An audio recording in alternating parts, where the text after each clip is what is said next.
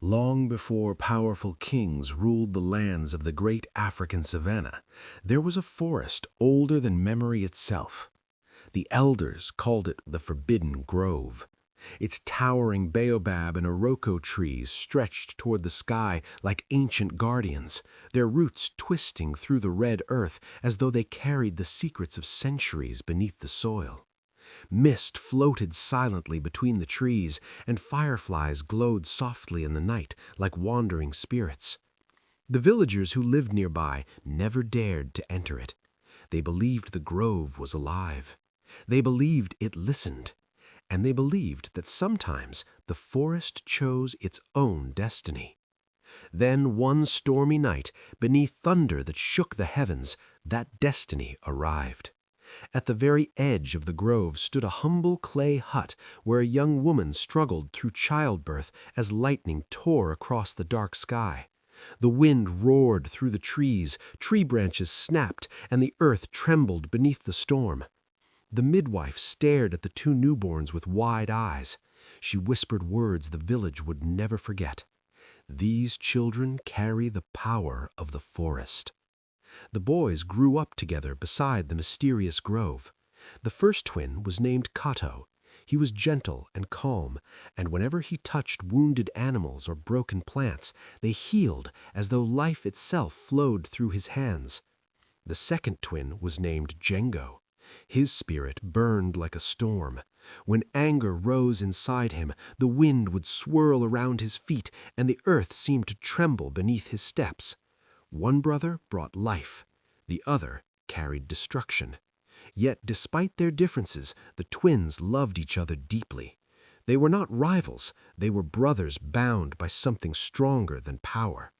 For many years their secret remained within the village. But one day, a traveling merchant witnessed Kato heal a wounded hunter with a single touch. Amazed by the miracle, he rushed to the great royal city and told the story to the ruler of the land, King Zuberi. The king listened with careful interest. Where others saw wonder, he saw opportunity.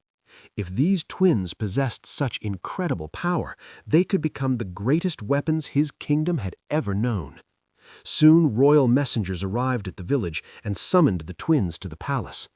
The throne hall of King Zuberi was enormous, with towering pillars and golden sunlight streaming through high windows. The king sat upon his throne, watching the brothers with calculating eyes, as guards surrounded them in a wide circle.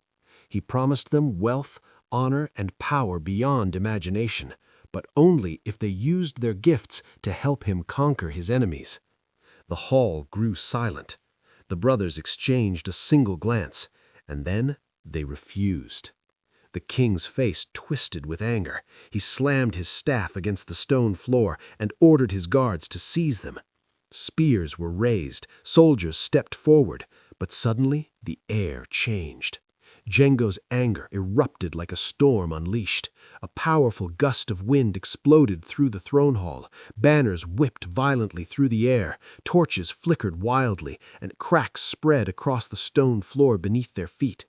Dust and fragments swirled around him like a living storm. The guards froze in fear, but before the chaos could grow any stronger, Kato stepped forward. Calmly, he placed a hand upon his brother. A warm golden light spread outward from his touch. Slowly, the raging wind faded. The trembling ground became still again.